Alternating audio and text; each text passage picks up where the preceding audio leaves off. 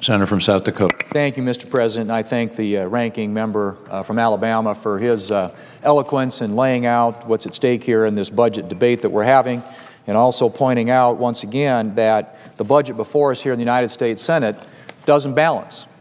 And, you know, it's in a way, the speakers that have been up here before on the Democrat side have been up talking about another budget. They're talking about a budget that's under consideration in the other house, in the House of Representatives. They're not talking about their budget.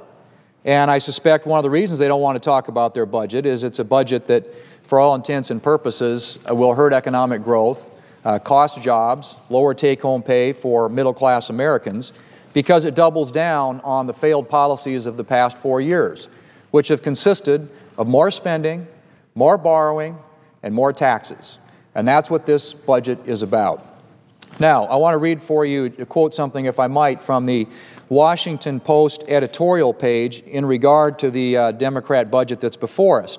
They say, except for the part about no imminent crisis, the Senate Democrat budget recognizes none of this, and is talking about the challenges that we face with regard to the fiscal crisis that we're in.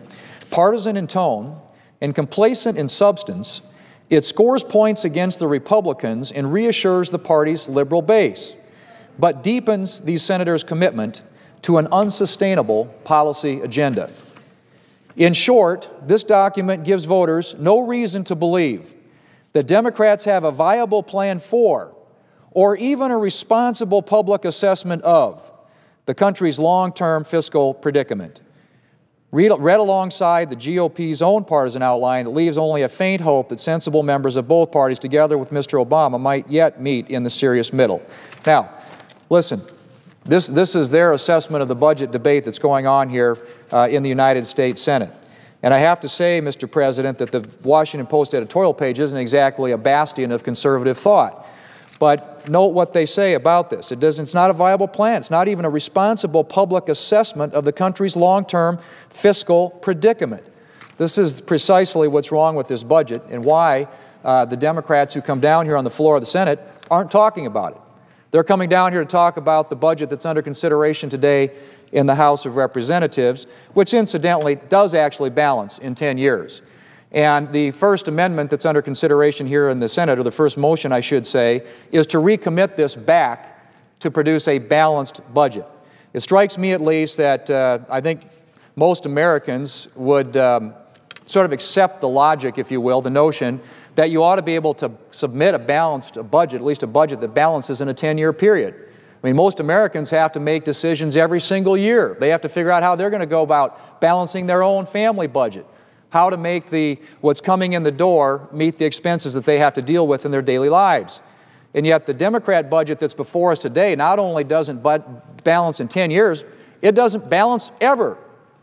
It doesn't balance ever, Mr. President, and that's why this motion that's before us to recommit this budget to the Senate Budget Committee and to produce a budget that actually does balance is something that I hope my colleagues on both sides will support. It's time that we got serious, Mr. President, about doing the important work of the United States Senate and taking care of the people's business, which is to get spending on a more responsible and sustainable fiscal path, so that future generations of Americans aren't saddled with this massive burden of debt, so that we can protect and save programs, important programs like Social Security and Medicare, which are on a pathway right now to bankruptcy. Social Security is already operating at a cash deficit. In other words, there isn't enough money coming in the form of payroll taxes to pay the benefits that are due to Social Security beneficiaries. Medicare is going to be bankrupt 10 years from now, and even in the hospital part of that trust fund, by the year 2016, according to the CBO. So it's clear these things are looking us right in the face, Mr. President. This isn't something that's out there on the horizon. These are issues today that need to be dealt with. And yet the Democrat budget that's before us here does absolutely nothing to address the long-term fiscal challenges facing this country. What are we going to do to save Social Security and Medicare and Medicaid? In fact, according to the CBO, by the year 2023, 10 years from now, mandatory spending will represent 91% of all federal spending. Think about that.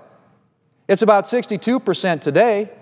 We are on a trajectory and a pathway over the next decade to where 90 cents, over 90 cents out of every dollar is paying for those basic core programs. Nothing left over. How are you going to fund the military? How are you going to fund defense? How are you going to fund the other priorities that this federal government deals with every single day when over 90 cents out of every dollar is being spent on these programs? And yet this budget does nothing to address those important fiscal challenges.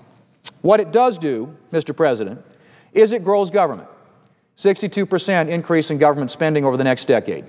It adds $7.3 trillion to the federal debt, and that's on top of the $6 trillion that has been added in the last 4 years. It raises taxes. Now, the Democrats will say only by $975 billion, about $1 trillion, but if you look inside the numbers, they replace the sequester, another $500 billion, with a fund, some sort of fund. Well, what's going to fund that? Spending cuts? I don't think so. We're talking about up to a $1.5 trillion tax increase in this budget on top of the $1.7 trillion tax increase that we've already seen under this president and the Democrats here in the Congress. And so what does that mean? Well, they say it's just a tax on the rich. We just need the rich to pay a little more. They need to pay their fair share. Well, they got a big fat tax increase with the fiscal cliff. They got a big fat tax increase with the $1 trillion in Obamacare. The rich are getting hit with higher taxes, but what's happening, Mr. President, is a lot of these tax increases are starting to hit the middle class, and the middle class are starting to figure that out. And if you're a middle-class American and you're out there saying, oh, let's just soak the rich a little bit more, it's okay, the rich can pay more, Mr. President, I got to tell you, it's coming at you. If you're a middle-class American, you cannot tax the rich enough to do all the things that these guys want to do to increase federal spending and grow the size of the federal government. Our focus should not be on growing the government, Mr. President. It ought to be on growing the economy.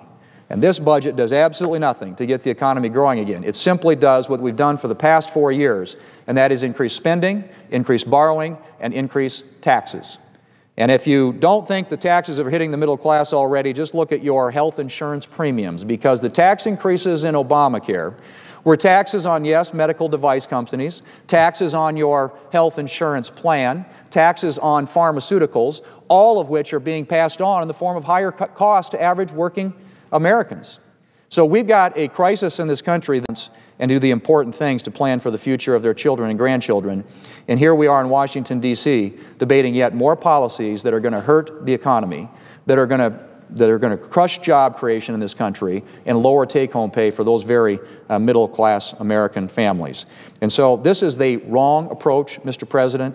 I hope that as we debate this, we'll have an opportunity to vote on amendments. Perhaps there is a way in which we could make this better. I doubt that to be the case. This budget is so far off in terms of where we need to be going as a country if we're serious about getting the economy growing and expanding again, creating jobs for middle-class Americans, and doing something about the massive amount of debt that we're passing on to future generations.